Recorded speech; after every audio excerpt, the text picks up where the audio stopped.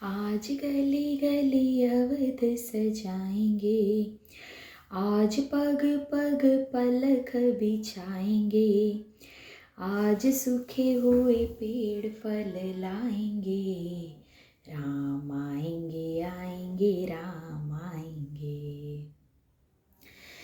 આ ગીત આજે સર્વ ઠેકાણે ગુંજી રહ્યું છે, કારણ કે આજે અયોધ્યા રામ મંદિરની પ્રાણ પ્રતિષ્ઠાનો દિવસ છે. જગતના અતિ ઉચ્ચ અને સર્વોચ્ચ ગુણોનું સમુચ્ચય એટલે રામનું ચરિત્ર છે. આ ચરિત્ર આપણે જ્યારે સાંભળીએ ને ત્યારે આપણને લોકોતર બંધુ, પુત્ર, સખા, મિત્ર, રાજા, શત્રુ યાદ બધી રીતે લોકોતર ચરિત્ર કહી શકાય. આપણને ખ્યાલ છે કે પિતાની આજ્ઞાનું પાલન એટલે રામ માટે તો બ્રહ્મ બોલ કહેવામાં આવે છે, કે એના જ્યારે પિતા કંઈ પણ કહે તો એમના આગળ એમને કંઈ સૂચતું ન હતું. આવું હતું રામનું ચરિત્ર. પછી આપણને ખ્યાલ છે કે લોકોતર શત્રુ પણ કહેવામાં આવે છે, કે શત્રુ લોકોતર કઈ રીતે હોઈ શકે, કે જ્યારે રાવણનો વધ થાય છે ત્યારે એના અગ્નિ સંસ્કારનો સમય આવે છે, ત્યારે વિભીષણ અગ્નિ સંસ્કાર કરવાની ના પાડે છે.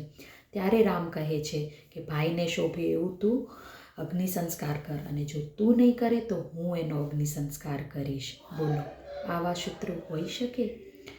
એવી રીતે આપણે કહીએ કે લોકોતર રાજા હતા, કે એમને પ્રજા આગળ એમને પોતાના પ્રેમને પણ ત્યાગ કર્યો છે, કે પત્ની સીતાનો ત્યાગ કર્યો હતો, જેમને અતિ પ્રિય હતી. અને જ્યારે સીતાના શોકમાં રામ 4 દિવસ સુધી શોકમાં રહ્યા અને પ્રજાજનોની દુઃખના સાંભળી શક્યા, ત્યારે પોતાને દુઃખ થાય છે કે પત્નીનો આટલો શોક કે હું મારા પ્રજાજનોને પણ ના સાંભળી શકું, અને એમને હંમેશા પ્રેમની આગળ કર્તવ્યને પ્રાધાન્ય આપ્યું છે.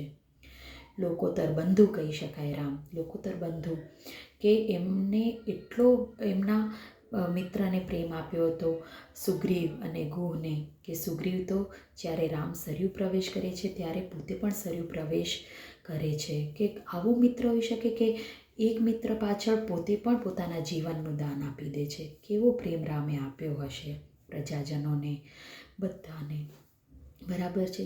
તો આ ચરિત્ર કેટલું સરસ રીતે વાલ્મીકીએ આપણી સમક્ષ મૂક્યું છે.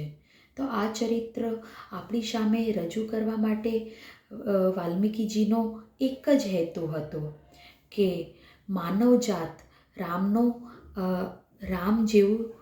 રામ બનવાનો ધ્યેય અને આદર્શ રાખે અને એના જેવું જીવન જીવે. આ મેઇન હેતુથી રામનું ચરિત્ર આપણી સમક્ષ વાલ્મીકીજીએ પીરસ્યું હતું. એના ગુણો આપણી સમક્ષ પીરસ્યા હતા, કે આપણામાં પણ રામના ગુણો આવે, પરંતુ આપણને તો એ ગુણોની ભૂખ લાગતી જ નથી, અને ઘણા લોકોને એ વાત પચતી નથી. એટલે રામ નામની બૂમો તો પાડીએ છીએ, પણ રામ આપણને ક્યાંય દેખાતો નથી. રામાયણ વાંચું છું પણ પિતાને પગે નથી લાગતો. રામને સીતાનું ચરિત્ર વાંચું છું, પણ રામને સીતા જેવું દાંપત્ય જીવન મારા જીવનમાં નથી લાવતો. એટલે રામને આપણે સાંભળીએ છીએ, પણ રામ જેવા બનીશું ને તો સાચા અર્થમાં આપણે રામને પગે લાગ્યા કહેવાશું. એના ગુણો આપણા જીવનમાં લાવીશું તો સાચા અર્થમાં આપણે રામને સાક્ષાત નમન કર્યા કહેવાશે. આજે અયોધ્યામાં રામ તો આવશે, પણ આપણા જીવનમાં રામ લાવવો હશે તો એના ગુણો આપણે લાવવા હશે.